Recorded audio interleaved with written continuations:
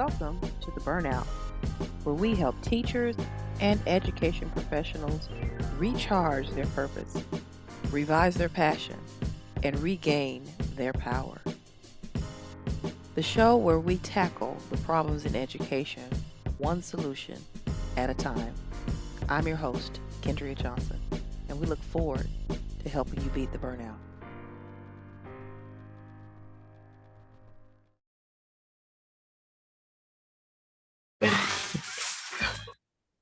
And welcome to another episode of the Burnout. I am your host, Kendria Johnson. I am your teacher coach. I make good teachers great by bringing them out of burnout and back into a balanced life. And on today's show, this is a special show to me today. Very near and dear to my heart. But I have a young lady I just met the other day, and I was very impressed with her. Not her resume, but just her spirit and what she does for a living. I'm going to let her introduce herself.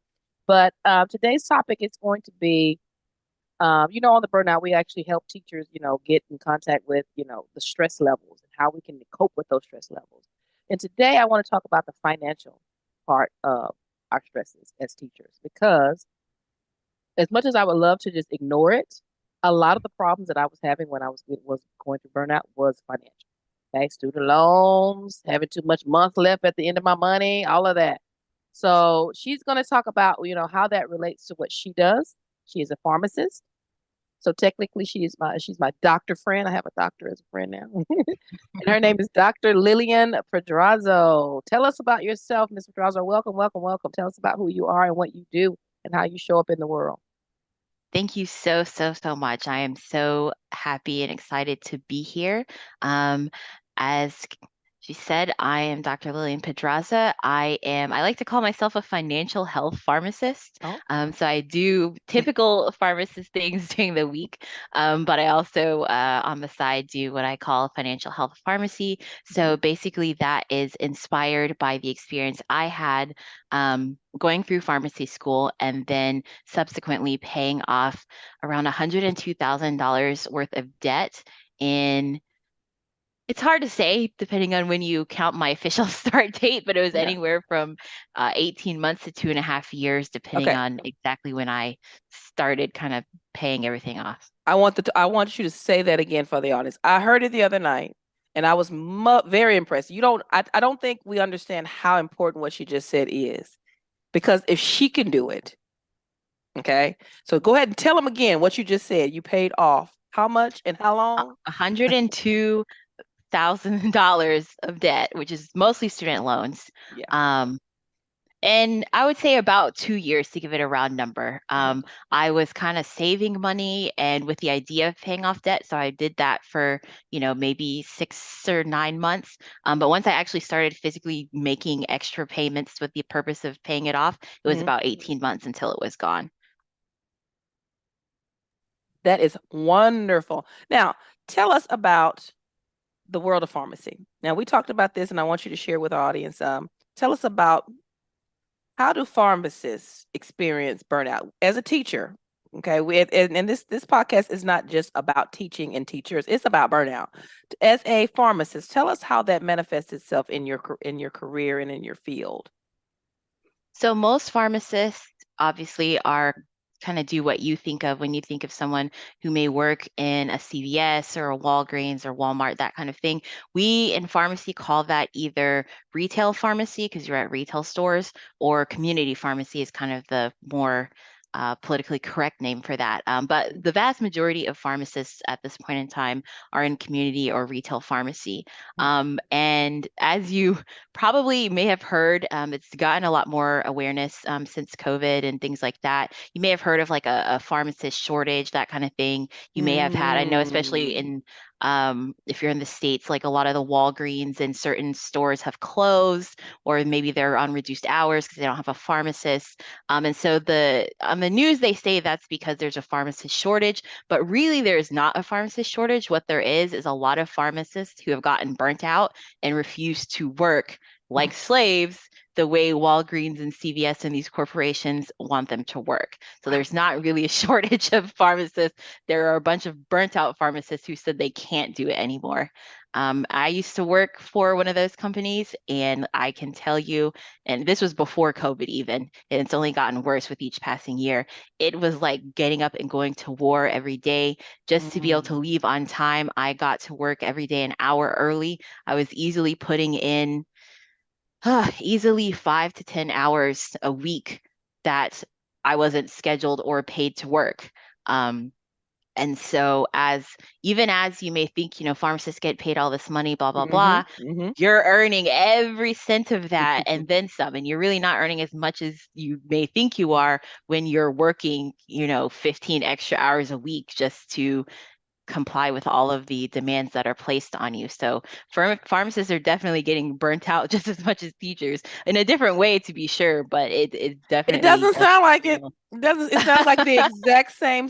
I mean, if I could just chop your name up and just take the doctor off, it sounds like the exact same thing. You said war. You Hmm. said overwork. You said extra hours for your pay. You said all the things, all the buzzwords that I hear on a daily basis about what I do, and helping teachers get through it. And I want you to talk about like the financial part of it because you said something very key about them. They pay, it's a good salary. I'm sure if I trade places with you, it wouldn't be that, I would love it. But the paycheck sometimes is the drug that they give you to forget about your dreams. It's just Hmm. a drug. It's just to pacify you to say, well, we pay you, six figures, so you should be okay with all these hours. But talk about, what does that do for your mental health, your physical health, and relationship health if you're working all those hours? It is tough for sure. And I probably had it the easiest of anyone because at the time I was single, I had no Mm. children, so I didn't have, any of those responsibilities. I always say, just because of the way it happened, I always say that if I had still been working in retail pharmacy, I probably would not have met and married my husband. Literally the week that I was leaving, my last week at the place where I worked in retail, was the week that I met him, and we were married about a year later, engaged 5 months later. So I think just the mental lightness that I was had and was able Mhm. to present to him was only possible because I wasn't still working in retail pharmacy. And for me, I was able to do that because I was very intentional. Even in pharmacy school, I was very intentional about how I spent money, the way I saved money. I obviously wasn't able to pay my way through pharmacy school, which isn't realistic for probably 90% of people out there. But I did keep a job. And I think by the time I graduated, I had about $15,000 saved just from working part-time and then as much as possible during the summers. And I also made sure during pharmacy school to find cheap housing, so that I was paying my way through as far as housing and everything like that. So when the opportunity arose for me to be able to take a pay cut and leave retail, I was able to do that. And I was already well on my way to starting to pay off the debt that I owed on top of that. But I was very intentional because I knew that paycheck, like you said, Mhm. um, creates what we call the golden handcuffs, to where your Mm. lifestyle has inflated to a point where you can't walk away from that paycheck. Even if you desperately want to, you can't because your lifestyle has locked you in, to needing that whatever amount of money each month to make ends meet. I love it. I love it. And you're saying something very key, and I want all the teachers to hear me. Now, this is what I'm about to say is controversial, but that's why we met because I want to be controversial with you. We're going to talk about your summit later. But if you don't have enough money to pay your bills, it's your fault.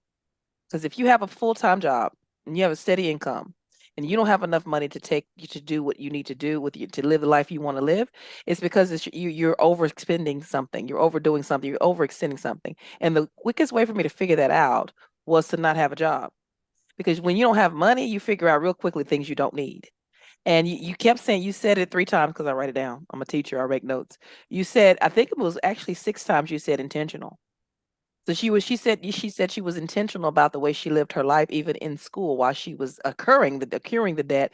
She's like, I know eventually I'm gonna have to pay this off. I'm assuming that I'm gonna have to pay this off. So I need to have something in the rears, or I need to have something for myself just in case something happens. And that is not happening with educational professionals. That's not happening with teachers, doctors, lawyers. That's a nationwide thing, that we've had this misconception about money for so long, and that we think the more we spend it, the more it's just going to keep coming. But if you are overextending yourself in any profession, rich people go broke every day. We already know broke people go broke, but rich people go broke every single day, and it's because of what you said. And they've handcuffed themselves to a six-figure salary, but they have all these $1 million expenses that they can't pay for if they quit their job. Golden handcuffs. Golden handcuffs. We should tag that, hashtag that, golden handcuffs. None of us want it. None of us want it. So tell us some of the solutions that you came up with in order to pay off this debt. Because I know you keep saying 18 months, 2 years. Child, anything less than 20 years, that's a feat for some of us. It's a huge bill for a lot of us. And I don't know about, I can't speak for my audience, but I know for me, $102,000 is that's a house. That's a complete house, a whole house. So it's hard for people to imagine being able to pay off all of their debt in that amount of time, but it can be done. I want you to talk about your summit really quickly, and what is your goal for that summit, and what are some of the things that you want to accomplish with that thing? Yes. So I will be hosting a summit in July, probably be mid-July. Mhm. And I'm going to bring together some financial professionals, as in, financial advisors, licensed experts, that sort of thing, but also financial coaches and individuals who have lived it and who have broken, their out of whatever limiting money mindset they may have had, and have created a new lifestyle for themselves. And so I find that, and I'm probably going to mess this quote up, but everything that you've ever wanted is on the other side of what you will or won't do. And so when you think Mm. about money, especially, but anything, you have to get honest with yourself and say, what do I really want? And you got to think outside the box sometimes. And this one is a Dave Ramsey quote. You have to live like no one else so that later you can live like no one else. Mhm. And, I have the ways that I did that in my situation. But the purpose of the summit is to really inspire you to say, hey, I don't have to live in whatever situation I'm in right now. I can make these changes. They may be extreme to you, they may not be, but I can be intentional. I can take the knowledge that I have, I can connect that with action and maybe a little bit of crazy, Mhm. and I can just get to a completely different place, the place I really want to be. Mhm. But instead of being stuck in doing just the same old, change it up, do something different, and that's how you'll arrive at your true destination. Bravo. If you can't hear that, that's my audience clapping for you, because you're saying a mouthful, and believe it or not, people have heard that before. But the habits are hard to break. I'm reading Psychology of Money. And some of those truths hits me so hard sometimes when I'm driving to work, I have to pull over, because it's just like, dang, he's right. Dang, he's right. One of the things he talks about is having the sense of enough. We don't know what enough is. We don't even know what enough looks like. That's why we keep overspending and getting these big houses and big cars we don't need, because we don't know what enough looks like. And I like the quote where, I don't want to misquote it either, but it was basically, what will you do to get what you want? What do you have? Doing what you have to do and doing what you want to do are two different things. I do what I want to do. Okay. But there's things that I have to do. I have an old beat up 4-year BMW, but I don't have a car payment. That is an asset, because that asset drives me to work every day. It gets me to go, to meetings. It's an asset. But if I go out and get a brand new BMW, it becomes a liability. Period. Simple things like that. We as and I'm not going to say teachers. I'm going to say we as Americans have been taught. More is more, more is more, more is better, more is better, bigger is better, newer is better, and it's just not true. Can you drive an old beat up car for 10 years without a car note, so you can save and do the things that you really want to do? I love it. I love it. I can't wait to get on the stage. I feel like we're already Yes. summiting right now. Yes. But we're gonna The save, summit will be more of we're this. gonna save, yeah, we're gonna save some of our conversations. We're gonna make them come to the summit so they can hear more of this. Now, before I let you go, because I know you're a busy lady and you have to go, but tell us what you have coming up besides the summit. Tell us how they can get a hold of you. Let's say that someone wanted to get into your space and maybe learn from you, that you wanted to be a financial coach for them, or let's say they want to be pharmacists. They want to know what you know. How would they get in contact with you? So you can always get in contact with me via Instagram. Mm-hmm. It's my name essentially at Dr. Lillian Pedraza. And I'm also at Dr. Lillian Pedraz because they didn't have enough username space on Twitter. Not too active on Twitter, but you can follow me on there and I do post occasionally. And then LinkedIn, Mm-hmm. especially if you're interested in the pharmacist aspect of things. Mm-hmm. I'm Dr. Lillian Pedraza, I believe, or Lillian Pedraza on LinkedIn.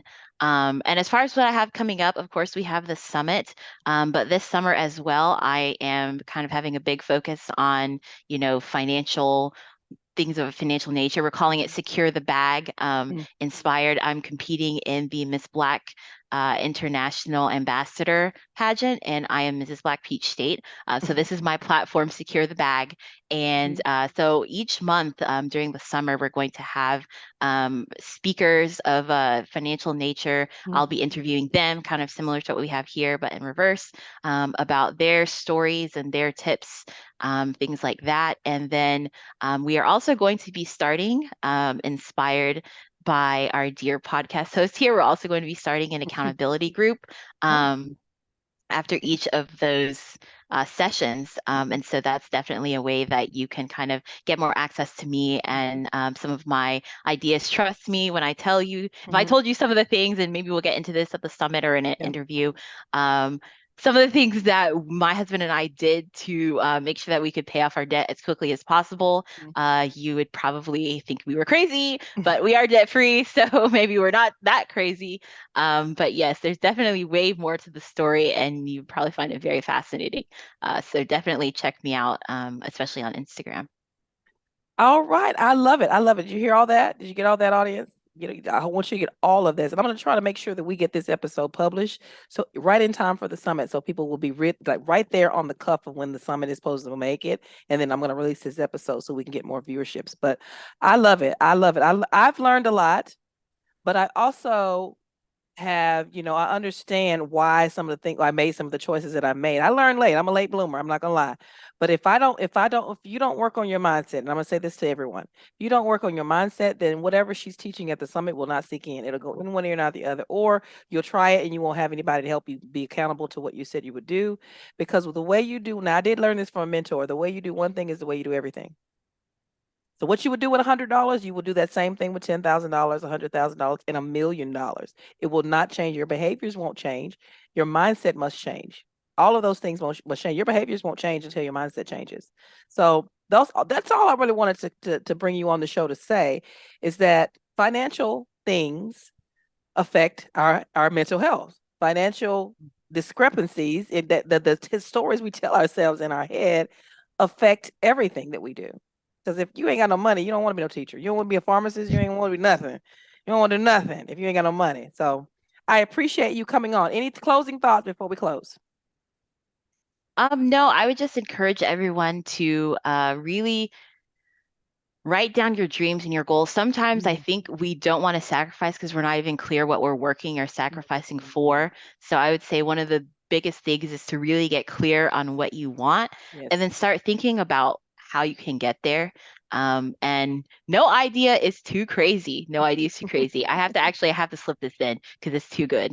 When my husband and I got married, we looked at our budget. Oh, you Mhm. need a budget. I can't believe I didn't say that before, but yes, you need a budget. Um, we looked at our budget and we realized that on one of our cars alone, we were spending $1,000 a month. And Mhm. so obviously you can't pay off $100,000 of debt very quickly, spending $1,000 a month on a car. Mhm. And obviously we could have afforded to continue doing it, but the point was we were trying to get out of debt as soon as possible. And Mhm. so ladies and gentlemen, we sold this car, and my husband rode around on a moped for like, I think it was 6 months or a year. Do what you have to do. Okay. Yes. Do what you have to do. I get that. I have stories of my own, but I also have stories from my friends who had some goals similar to yours. And their husband did the same. The wife and the husband did the same similar thing, like they would eat sandwiches. Be sandwich night every other night. And the kids were like, "Can we get something hot?" I'm like, "Nope. We trying to make these goals, right?" So Yes. I love your energy. I love what you do. I love your skin color. I said it. I love everything about your mission, and I can't wait to be a part of it. Yes, I I am cannot so wait to be here. excited. I am excited as well. Well, that's going to do it for us today. Thank you so much for joining the Burnout. Remember, this is the show where we help teachers rebuild their purpose, revive their passion, and regain their power. Until next time, thank you, Miss Lillian. Thank Thank you. See you. you later.